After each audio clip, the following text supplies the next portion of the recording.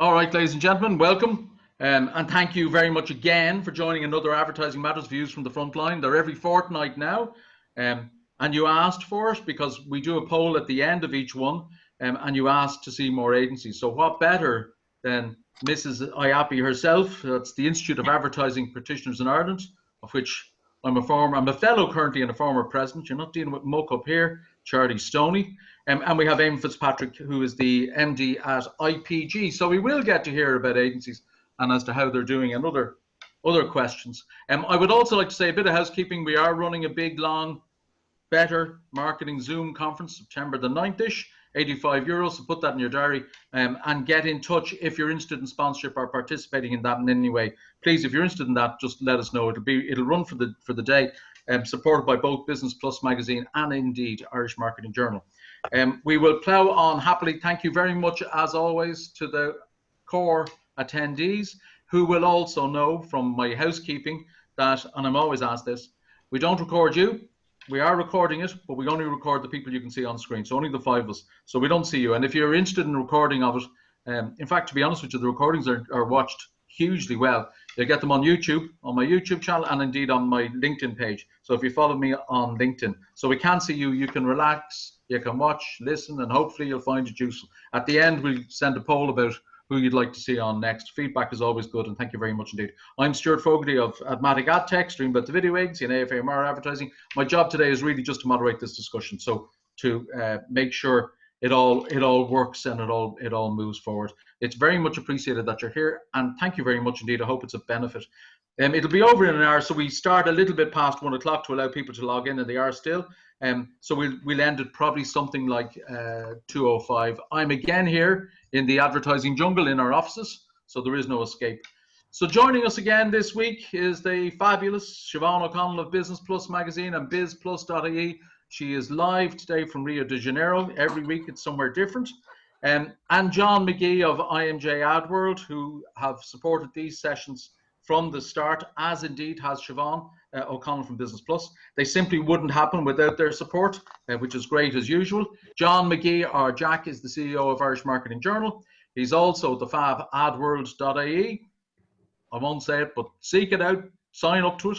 And obviously he's the marketing story writer for the Sunday Independent, and a great man of advertising royalty. So Jack and Siobhan will contribute as we go. And as you can see, we have 3 men and 2 ladies. And Charley Stoney, one of the ladies, is the CEO at IAPI. IAPI, I'm sure everybody knows, is largely the umbrella organization or the umbrella body for really, I think, nearly all agencies, both creative and in the media space. She's with IAPI just over 2 years, formerly with Alternatives and indeed McDonald's Fusion, amongst others. So we welcome Charley. Thank you. Eamon Fitzpatrick is formerly, I know him from 1926 in his days in the Irish Times. He's, I think, 92 this year, but he's been the 93. He's been the MD at IPG Media Brands for over 6 years now. And IPG Media Brands are part of Interpublic, which includes and includes Magna and includes Initiative. So firstly, if we could return to you, Charley. So Charley, how are things going at IAPI during the lockdown, and how has IAPI coped, and what's going on? Well, I suppose, yes, I'll talk to you a little bit about IAPI in that I think we are the body for the commercial creativity and comms industry in Ireland. And actually our membership goes across all the full service agencies, creative agencies, all the media agencies. We have a lot of experiential agencies who have been very hard hit. And we've got, the PR communications agencies that have added a social media or a creative wing to their business in the last while. So it's a much broader mix of businesses than it used to be, which makes it really interesting. And obviously, I suppose in a way, harder work to keep everybody motivated. But in general, there's a sense of optimism amongst our members, which is great. 4 out of 10 of our members are somewhat or very optimistic in the latest survey I did. So within the media agencies, all are optimistic that they will recover from this. Within the creative agency sector, 80% are optimistic that they'll recover. The independent sector, which you would think, the independent agencies, which you think might be a little bit more cautious, they're 87% of those are looking forward. And obviously the experiential are the ones that are hardest hit. So they would be the least optimistic for obvious reasons. In terms of recovery and moving forward, I think, about a third of the members say they'll be recovered by mid-2021 in terms of their revenue being back at 2019 levels. And a third believe it'll be the end of 2021. And the rest simply don't know. So that's quite interesting in itself. Now, we would be optimistic as an industry by our nature, but we are also very pragmatic. We're very agile, and the pivoting that we've seen and the leadership position that we've seen come from agencies throughout this period and the in-depth partnerships that they're providing for their client base is being extraordinary. And I think that lends itself to this optimistic view. And that's not to say that we're grand, we're not changing, we'll go back to things as they were. There's a lot of pivoting, a lot of agility, a lot of innovation in that. Obviously, kicking off with the events and the experiential agencies, because what they're doing in terms of virtual events is phenomenal. In terms of the agency and the overall view of in terms of budgets, I think in general terms, the most common thought process is that we'll be down by 20 to 30%. So yeah. In all our calculations, we're talking about 25% generally. And again, that differs by agency, I think we'll get to that, Charley. Just can I understand how agencies are working? Because it's obviously remote during this. I mean, a lot of it's over Zoom. Yeah. Are any of them back in their offices as yet? Do you know? Yeah, I mean, a few are going back. Some of the big sort of Group M and Dentsu and a few of the big agencies have opened their doors. That doesn't necessarily mean that everybody is back working though. So what we ran yesterday actually was a return to office, and actually we just need to be really careful because the phrase "return to work" is so misleading because they've been working their butts off. So return to the office is the phrase we're using. And there was a really good discussion yesterday about, why are we returning to the office? So one of the things that we need to really be careful of is, are we just racing back to the office because we feel we should? When in fact, most of our workforce are working very efficiently from home. Clients aren't necessarily asking for physical meetings, and when they do, they prefer meeting in public places that are set up for COVID safety. So, I generally think it's a bit of piecemeal. Some people aren't planning to go back at all until the end of the year. Some are planning to go back on September the 8th. They have a hard deadline in terms of some, but it's a third of the workforce in general can go back. It's quite funny because advertising was always, and especially presenting creative work and stuff like that, was always a very touchy-feely, interpersonal kind of a business. Presentations were live and you needed to understand the client, so it was all live. So it's a kind of a big change really from the way agencies work. It is, but and yes, I mean, I think the cultural piece is the thing that we need to really work on, and that's the kind of biggest concern that agency leaders will have, and I'm sure Eamon will agree. And that cultural piece is not just within the teams within the agencies, but the in-depth relationship they have with clients. Now, I do know that agency leaders are meeting their clients for coffee, that some of the client services people are meeting clients on a one-to-one to keep that relationship going. And we need to be really clever about how we manage that. And I think IAPI plays a part of that in a way, because we can help with things like the webinars and the workshops we're doing, where we're getting clients and agency people to come to a workshop together to work through problems. So it's cementing the relationship. But of course, we can't do it for the 2,000 people that work in the industry, So it is something that we're concerned about, and we're just working through it as best we can. Okay, great. So Eamon, apart from the ongoing cookery classes that you're giving, how have things been in IPG during COVID-19 through the lockdown? Welcome to my kitchen, Stuart. I cook lunch straight after this, frying takers. Do you know, Stuart, we've actually been quite lucky, and there is no strategy to luck. We've been quite lucky with the client roster that we have. A lot of our clients are very, very active. We actually had the day, because I just got a text there from somebody to say I'm on the TV. Ashley just texted me to say good luck, and the day we were breaking up, she was given a presentation into how we're going to move forward working from home and flexible working. And straight after that, the Taoiseach came on the telly and gave his address. And I'd say if I asked Ashley to do that presentation again now, it would look so outdated, because what we did prove is we can all work from home. We are all working from home, and we had set up to do a test day on the Friday. I think it was the 13th or the 14th maybe. We haven't been back since. Our clients, as I said, are active, and that is luck. But what isn't luck is how we look after them. We've really kind of become that trusted advisor, lean into helping them, have a real empathy with them as well, because they're trying to drive a business from their kitchens or their bedrooms as well, right? So, and there's a real empathy in that, and they've really leaned on us to help them. I think our insights and analytics department have actually come into their own, because they were telling clients what's going on, but more importantly, not just about the behaviour, but the mentality of what was triggering the behaviour. And we were able to, from Dublin, build that into our planning tools, which we've actually used globally. So Gary and Laura did a great job there. And then Sylvia Cawley, who heads up Initiative, Alan with Alan Daly, and then Lisa with the Prize, they just wrapped their arms around their teams and actually made sure that they were talking to them every day, made sure that they were okay, especially people that we were talking before we came on that might live on their own or live with 5 people. Not everybody has has a space of their own. So we were really conscious of minding people, looking after people, and actually being really open and honest about where we were as a company, because some of the bigger agencies and some of, like including ourselves, had decisions to make and cost decisions to make, but be as open as you can without actually frightening people.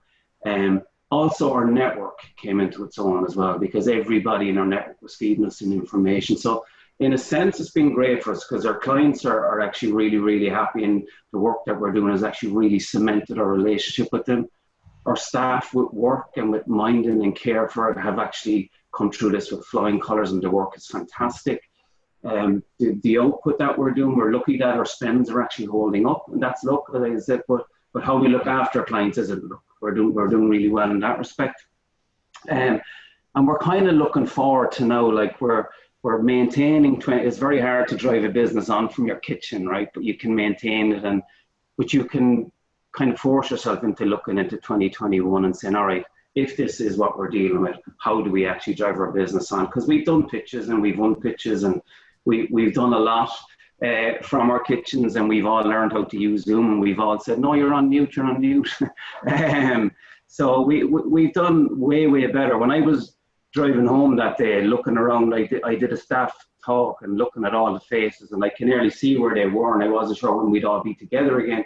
If someone said in 5 months' time we will be doing this well, and you'll have developed this much, I would have bit your arm off for it.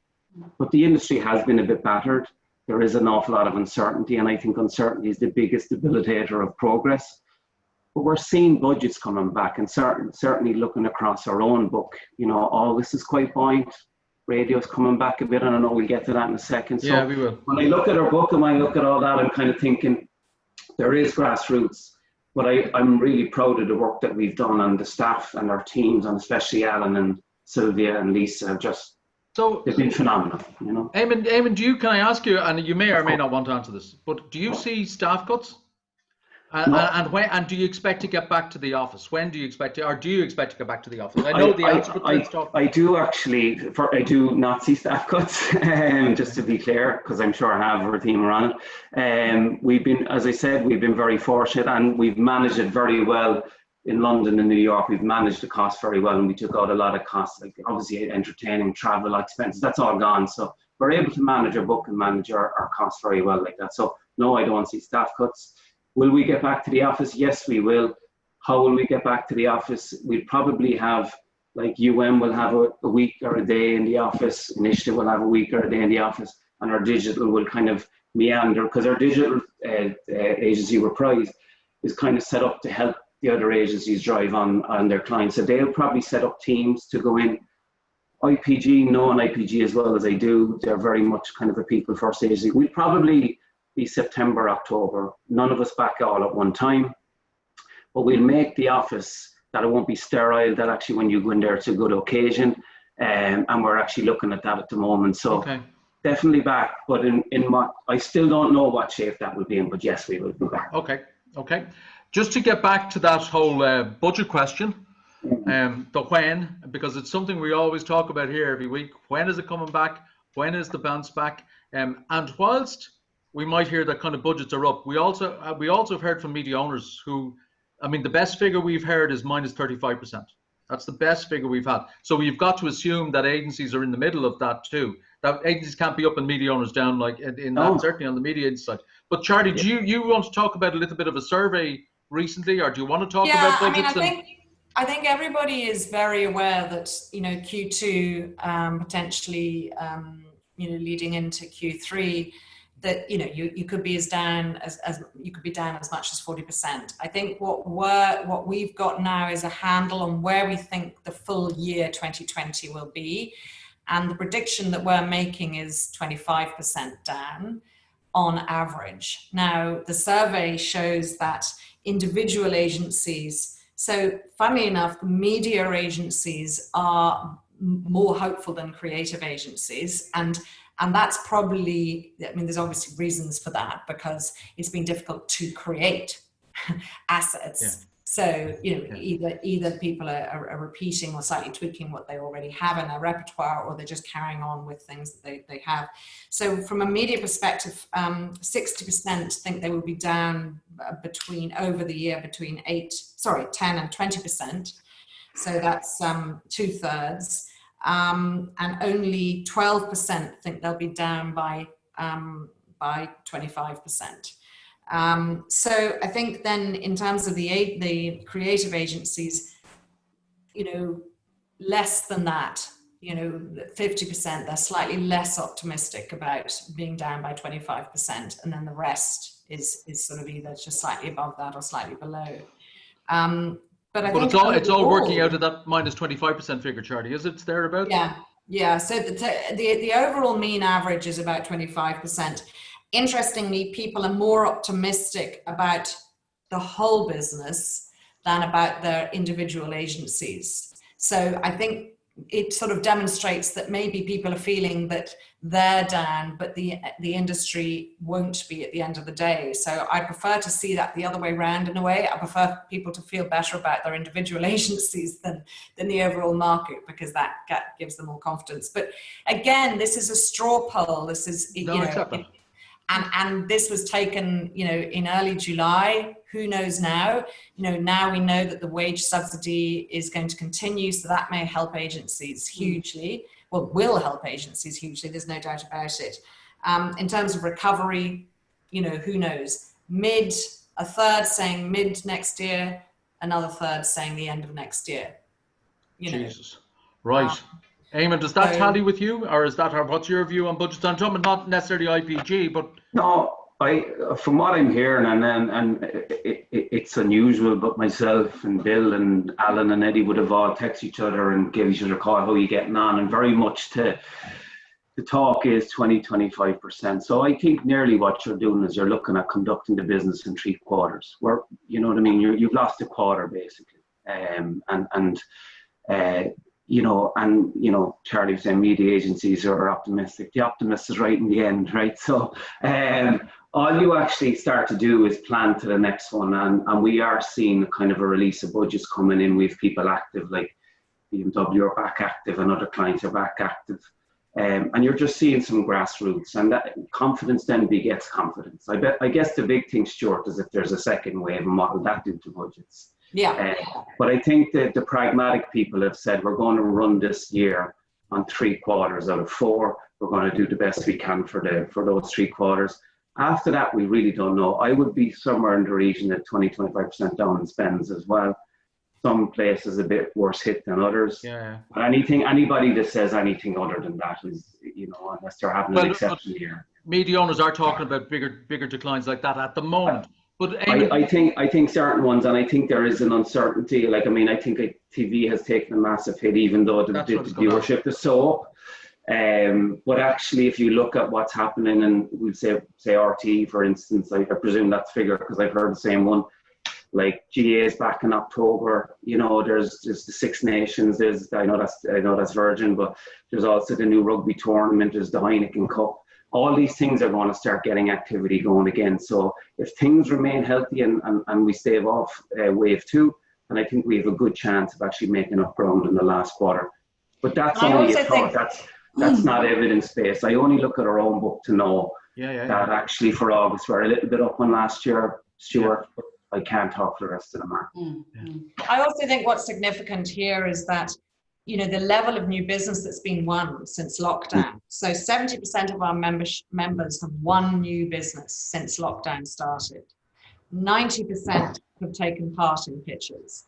So, you know, that's 9 out of 10 agencies have taken part in pitches. 7 out of 10 agencies have won new business. You know, so it's active, and it's active now. I think we went through a very, very busy period without getting paid as an industry, because we were helping out and digging deep and doing all the stuff we needed to do. And everyone I've spoken to is now saying they're getting paid for the work they're doing, which is great. But I think if you look at how active the market is, and we've got really good shooting protocols now for film production again, or for ad production, whether it's radio or TV or what have you. And I think that will help hugely. And there was a myth that went around the industry about the extortion of price of shooting commercials again. And actually, it was proven by wonderful Max Brady and Pull the Trigger. She did a test shoot where she streamed a live shoot. And on all the different elements of the budget work she did, the increase in costs was at maximum 5%.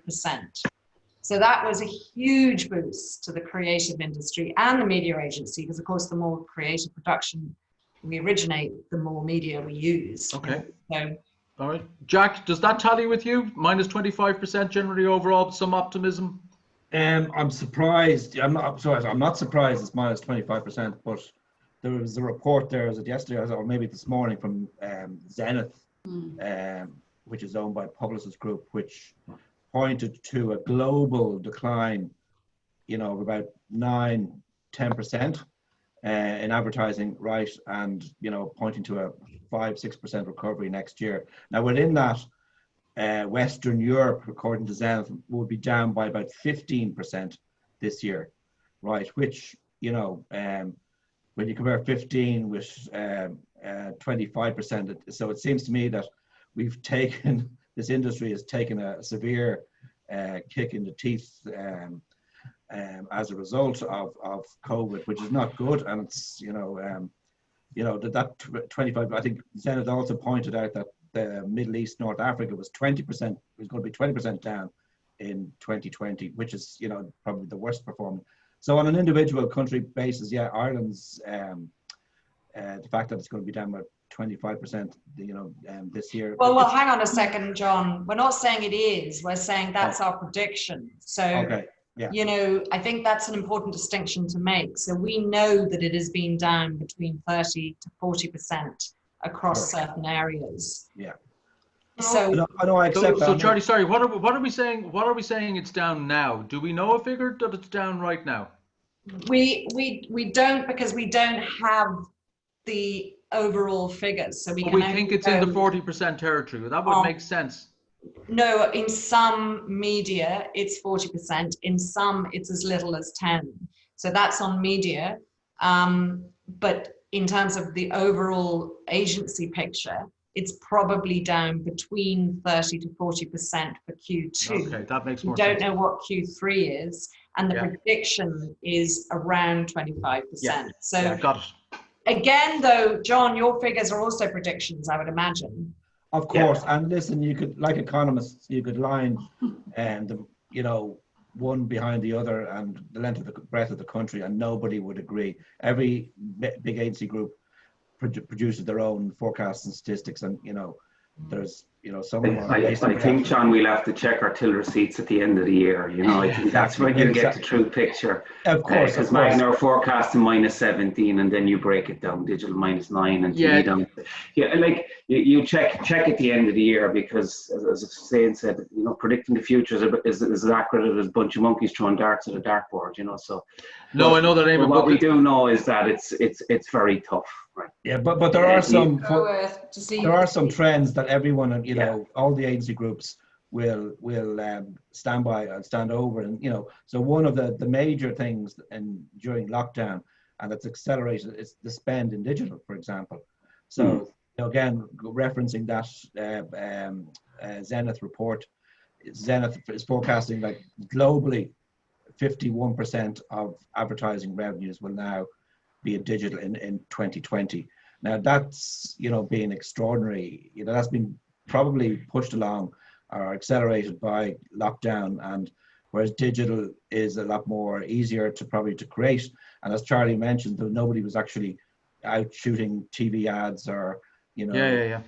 So, you know, if global advertising, digital advertising hits 51% this year, you know, that's extraordinary. That's a milestone. That I don't think there's any way going Siobhan, back. could I go to you, Siobhan? Would you mind? I think on that, John, even though digital advertising has hit 51%, I was struck this week by two big brand stories: Unilever and McDonald's. And Unilever were reporting results this week, and they had cut their ad spend by 1 percentage point in the first half of 2020. But now they're going to ramp that back up again, they're saying, for the last half of 2020. Now, so they did say, okay, they had got more value because media rates had softened. So even though their ad spend had decreased in the last quarter, they had got more value.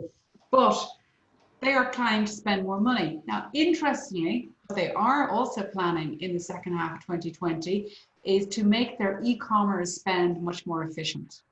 So their chief executive had said that, you know, they had been throwing a lot of money at a lot of different data, at a lot of different points in the e-commerce cycle, but they're going to now make it a lot more efficient and a lot more targeted. So I think digital is under just as much analysis from clients as other media. And I think it might, you know, so I'm not quite sure. It would be very interesting to see in the last quarter, in the last half, how digital ad spend performs when you take the year in the round. McDonald's, they said now, their chief executive was also reporting this week, and he said they're going to open their marketing war chest for the second half of the year. And they were saying that the spend that they hadn't spent in Q2 and Q2, they're going to pump that into Q3 and Q4.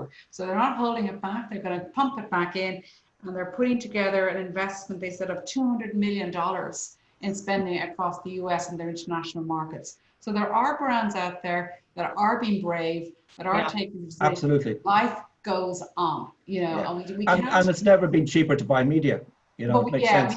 And brands have to be very careful that they don't get sucked into this cycle of negativity, because you know what, we may not have a vaccine for 2 years, we may not have a vaccine for 18 months, so we just have to get used to this.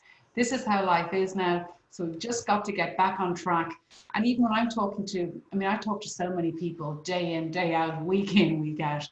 And the feeling I'm getting, the vibe I'm getting from people is, come September, we're back to work. You know what? It's been a really awful March, April, May, June, July, whatever. But there's been holidays, there's been lockdowns, all the rest. But come September, almost like back to school, we're back. Yeah.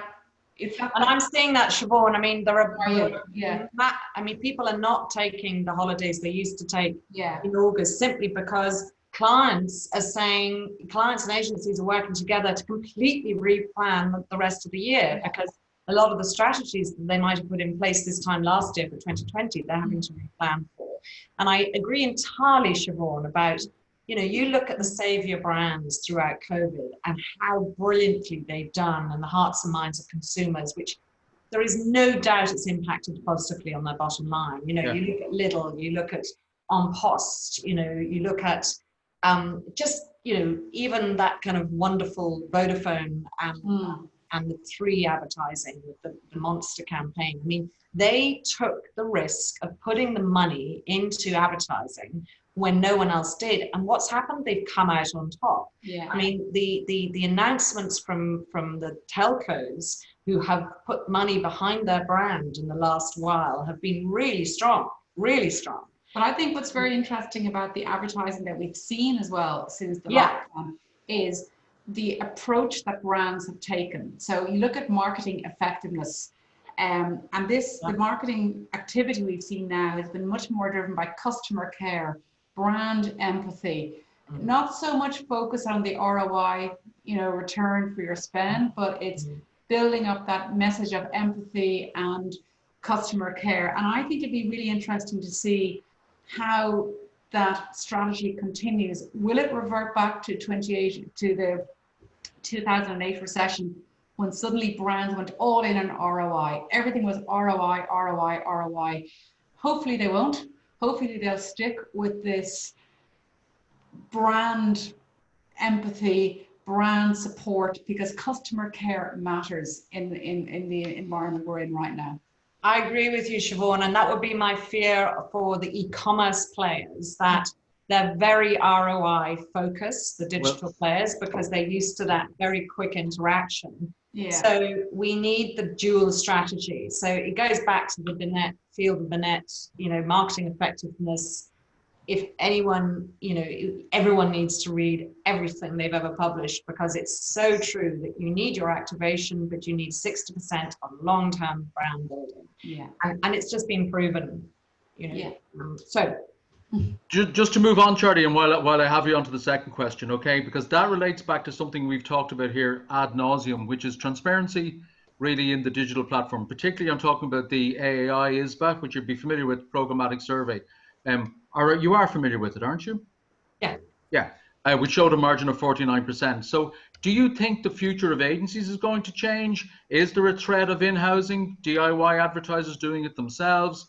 There is the ongoing bad press, and I've got to say that, about agency margins, particularly LTAs, and I will be coming to Fitzpatrick in a minute about LTAs and media kickbacks, which agencies deny. So do you see a changing role and a changing face of advertising agencies? I think it's been changing. I think we are very lucky in the Irish market that it is a very small community, and there is a huge element of trust that we have to enforce because of the personal relationships we have with clients. So the issue of programmatic, and Eamon can correct me if I'm wrong, and the transparency isn't as big an issue in the Irish market, or isn't half as big an issue in the Irish market as it would be in the bigger markets like the UK and the US. And I've been discussing transparency since I joined IAPI, and it came up in a big global meeting with all my equivalents when I met them, and they have a much bigger issue with it. I think because they're talking about vast sums of money, because they don't have the personal relationship, because they can't eyeball them across the meter, whereas we can.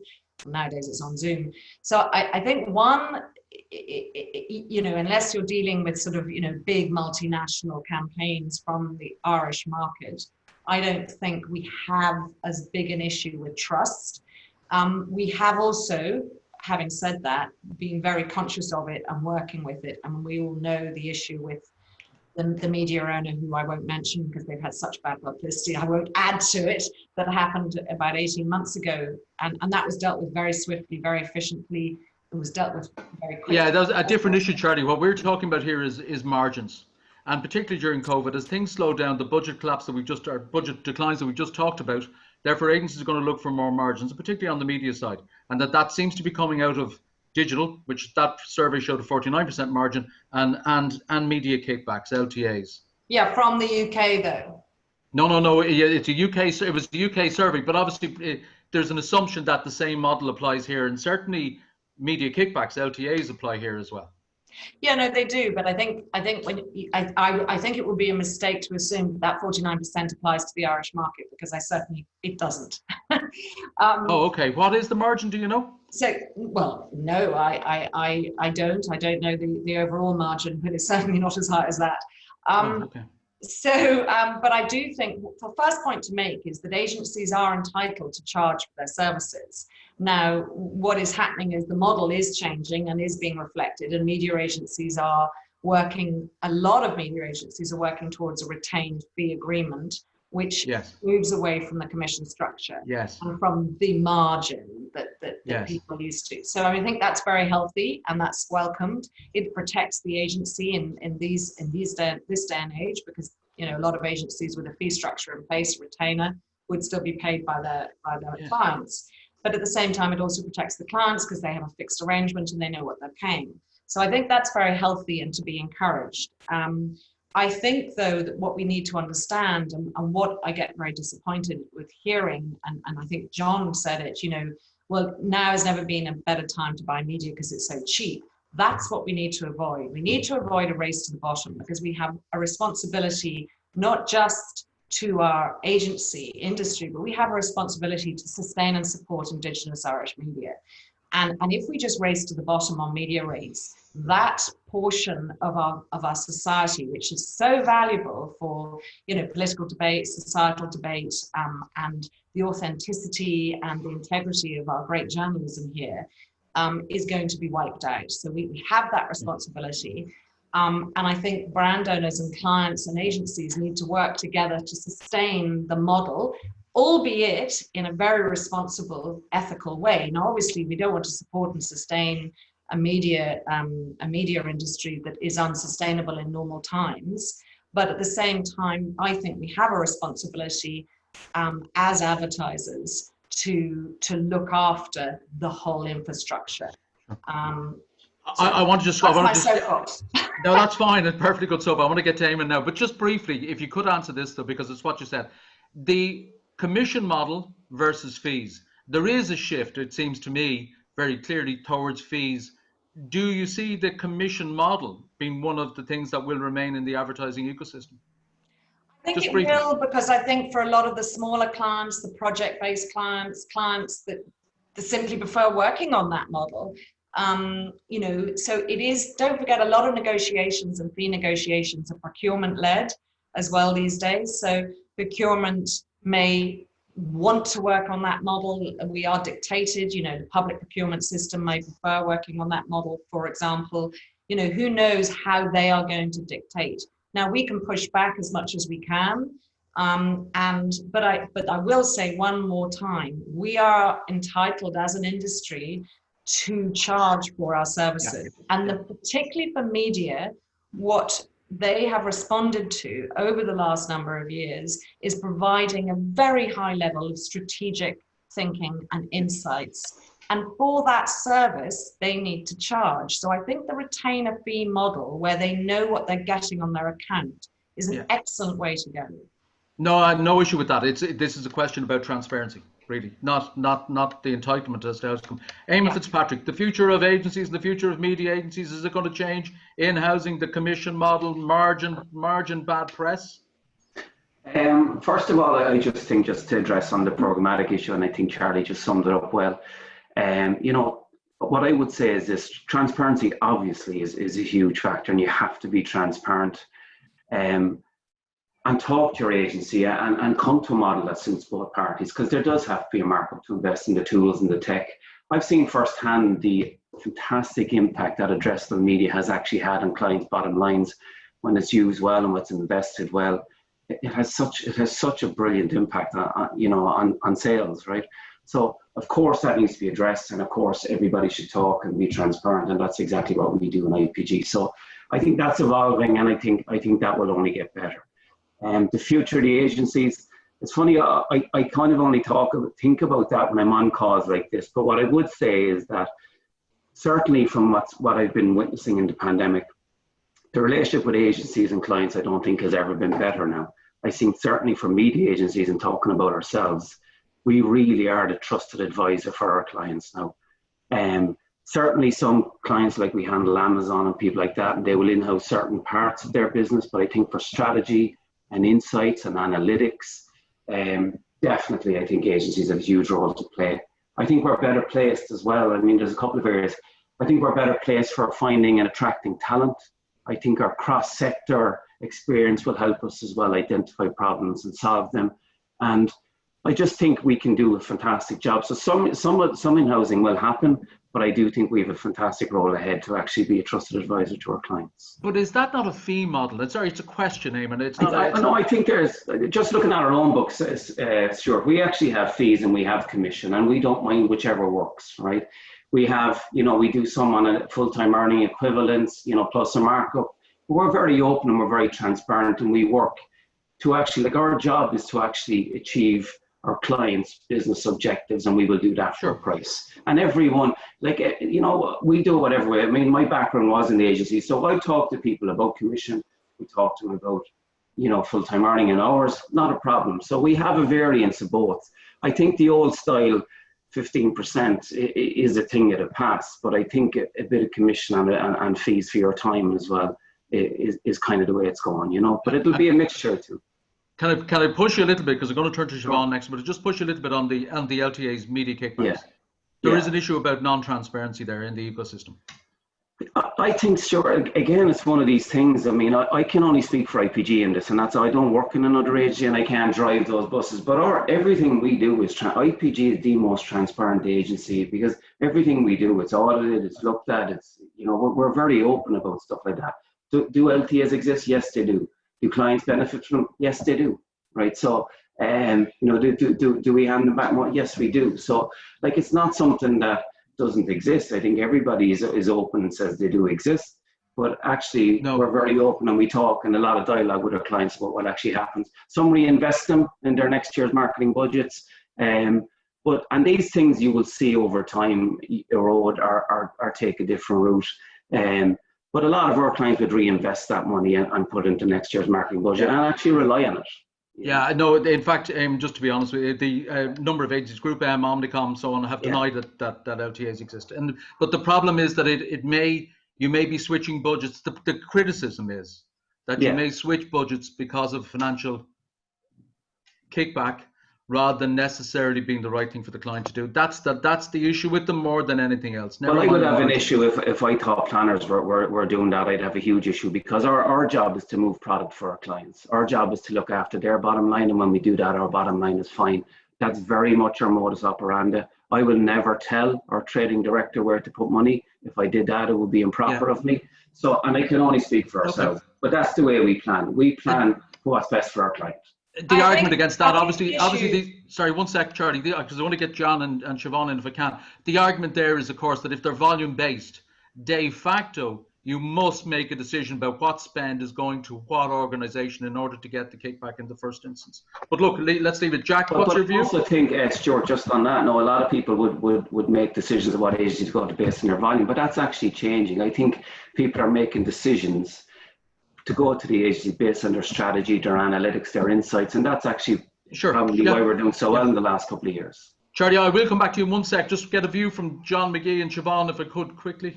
Yeah, well, I mean, listen, the industry has known about LTAs and kickbacks for a long, long time, right? There's nothing really new in all of that, but I think, we need to move the conversation on. Agencies need to be properly remunerated by their clients, and like any accountant, any lawyer, and that's a fact, right? An agency that depends on its profitability from kickbacks, well, that's a business model that's not ultimately going to succeed long time or over the longer term. So I know agencies have been weaning themselves off LTAs and kickbacks. That's that's to be desired. But the conversation really needs to move on to why agencies are not being adequately remunerated, why they need to depend. Couldn't agree more. Also, on kickbacks and LTAs in the first place. So that's a question that needs to be held, whether it's through IAPI with the AAI or directly with clients, and in tandem with that, I think the need to impress upon clients the important work that agencies do for their brands and ultimately to their bottom line. We need to get that message across louder and clearer, right? And when clients understand the huge benefits that can be derived from working with, whether it's a creative agency or whether it's a media agency, that they'll soon maybe realize that, okay, yes, we have to start paying our agency the same way that we pay our accountants and the same way that we pay our lawyers for getting us out of trouble, or Yes. We need to move on. I think nobody thinks that kickbacks and LTAs are an appropriate business model. They're there, they still exist, but let's try and move the conversation on further so that we get. But I think, Stuart, when you talk about the future of advertising agencies and most particularly media buying agencies, I think one of the larger threats that's facing them is the rise of the consulting companies, the likes of Accenture and these others, who will gobble up the agency's lunches as the client spend moves more out of traditional advertising into all things digital. Now, I was struck by a report this week by Credit Suisse, and 100-page report. I didn't read all of it, I read the summary. And it was ad agencies beyond the pandemic. And it was a survey of about 50 industry professionals. And they were looking at post-COVID-19 consumer behavior and how agencies are reacting to that. Now, one of the interesting things was they talked about brand communication revenues. And that made up about 70% of the revenues of the agencies who were surveyed. So that's traditional advertising, if you like. But that was only growing at less than 2 to 3%. Now, the problem is the agencies are then only capturing single-digit growth in what we call the booming commerce tech space, okay? So as newer players enter the market. So I would say, you're going to see more consolidation. We've already seen it with Accenture coming into the market, taking over Rothco. And as a result of this whole revenue squeeze, you've got the management consultants and they're all over the place and they're saying, oh, well, we need transformation services. We need more data analytics. We need more cloud-based services. And what's happening then is media agencies are kind of losing their USP in the whole space. And it needs to come back to what they're good at. They're good at advertising. They're good at creating emotional links, and they're all of that. That is advertising, and that's their USP from these consulting companies. Yeah. And I think that's the biggest biggest disruption that's facing the advertising agency sector at the moment. The large consultancy companies encroaching in on their space, eating their lunch. And much like Charlie, just give us 1 second. Much like, as you said, there's fees, because they're all used to fees, and exactly as John said, like the lawyer, like the architect. They charge more. Huh? They charge more, but they charge large fees. Yeah. Sorry, Charlie, you wanted, we've 8 or 9 minutes, but please, now you wanted to say something. No, Siobhan, I absolutely take your point. I'd love to see that research, actually.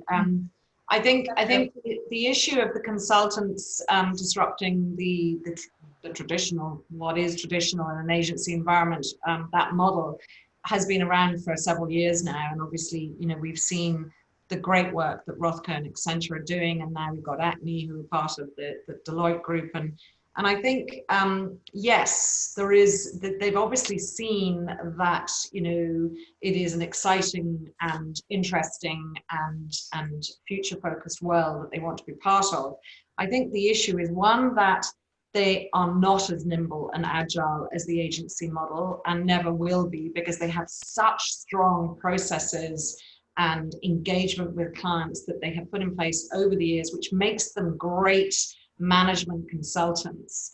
But it's not how the companies want to work now. Companies want to work with very nimble, very future focused, very customer focused. Charlie, are they not members of IAPI? And Rothco, Accenture, Interactive are members of IAPI, absolutely. And so we would embrace that model, but I think there's room for the consultant model, there's room for the in-house model. So Oliver, for instance, who has the majority of their business in-house, is an IAPI member. So we're embracing a varying different parts which will make up the industry. But I think it really is horses for courses. And this cost issue, comparing, the Accenture model to an agency model, the cost issue is hugely different. So I think that's a big issue. I think on the digital side, agencies are really beefing up their knowledge and their experience, particularly on the e-commerce, the customer journey. Agencies now, like Publicis, are offering customer experience consultancy, and they're doing that very well. So I think the opposite is true. I think it disrupted, it put a cat amongst the pigeons, and the agencies have responded really well, because what they're doing is they're getting into this whole higher level. Charley, the other problem there though is that those big consulting companies already would have relationships with clients. Yes. And may also have relationships with agents. So I think at the moment it's a little bit like sometimes what you see with the PR companies and the creative agencies, and they're all going for that content space. They're all kind of trying to nibble at it. So there's a lot of companies all looking at reducing budgets and all trying to get a slice of it. And I think that's where the challenge is. If I could, Stuart, just if, sorry, Charlie, if I could just on that, and sorry, Siobhan, like you're talking about agency growth last year, IPG grew by 17% last year, which was a phenomenal result. And actually, when I see, and as I said earlier, we're a very connected network, and we're very much making a play coming out of New York into that consultancy space and getting into boardrooms and talking to our clients like that. And because it's been in our DNA since the 60s, I think we'll do an awful lot better. The talk about media and the culture of what we do is an awful lot better, and the consultative advice will be an awful lot better, because it's what we know better than people that are starting it off. So I think agencies are a much better place actually to reverse that, and I'm seeing it out in New York, and I'm seeing Matt Baxter and his team doing it in New York, and we're seeing Eileen doing it in UM. So I actually think we're going to win that battle actually. My thing will be, you know, come and have a go, but we will defend ourselves as well, and we're actually having huge success in that. So yeah. Okay, great, thanks. Just we've 5 or 6 minutes left, so just could we go round the table? We always do. Just if you have any words of wisdom or optimism or hope about the future, Charley, maybe you'd say something that would be encouraging to everybody else. Future of agencies. My mantra at the moment is keep the good stuff. So I won't talk about the climate change stuff and things, but specifically for our industry, keep the amazing collaboration that we've managed to, not just across the industry, but between clients and agencies. Keep the efficiencies of working to a large extent, because they've been amazing. Keep the flexibility of working for the workforce. Keep the amazingly high levels of creativity that we've shown, and keep pushing our ability to make huge impact on the society we live in. Eamon Fitzpatrick, words of wisdom, the future? I just think, look, we've done a fantastic job getting to where we are. I think really now start looking to 2021, keep going and maintain 2020. Keep reaching out to people, and realize as well that the clients you're talking to, your colleagues that you're talking to, they're in their kitchen as well, they're in their bedrooms, they're doing fantastic work. Keep supporting them, keep connected. And let's start, like we've all worked very hard to up to here, and let's start doing great work again. And let's start looking into 2021 with some optimism. I think we'll maintain 2020 and we'll go again. We're a resilient bunch. And looking at the faces here, I've known a lot of you for a long time.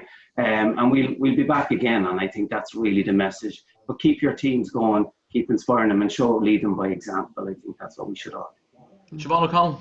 Yeah, be optimistic. You know me, I'm always a glass half full kind of girl, and I just think just stay on the roundabout, you know, and just stay optimistic, keep working away, do the best you can, and you know, be thankful that we've got this far, you know, and that's the most important. And also, like, we've got to look around us and say, back in March, if we had looked now to where we are and we could say, okay, that's where we'll be, that's okay. Take that. Yeah. You know, take that. Yeah. Yeah. John McGee. Yeah, well, I think I'm on my 3rd or 4th recession now, so as a senior member here, right? And one thing after every recession or economic downturn, you know, you face into a period of kind of fundamental change. But there are common denominators that I've seen, you know, from my early days back in business journalism, and the companies that innovate after a downturn, you know, usually are the ones that were there for the long haul. So I would, you know, encourage people to continue to innovate, but at the same time, talk to your customer. How can you be of help to your customer? What problems do they have that you could possibly solve?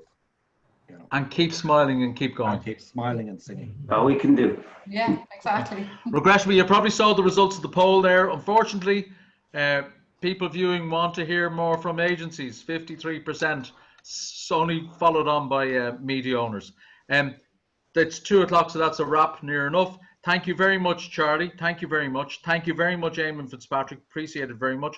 And of course, Siobhan, the great Siobhan, and indeed John McGee. And thank you very much indeed for watching us. Hopefully, Jack and Siobhan will be with us again next week, so whatever that is, 2 weeks from now, with the great Ian Byrne from Virgin Media Television, at least. So that's it, ladies and gentlemen. Thank you all very much. Thanks Just very much casually, indeed. just Bye. pass away. Yeah. Thank you, guys. Bye. Bye. We're advertising people. We just casually wave. Thank you.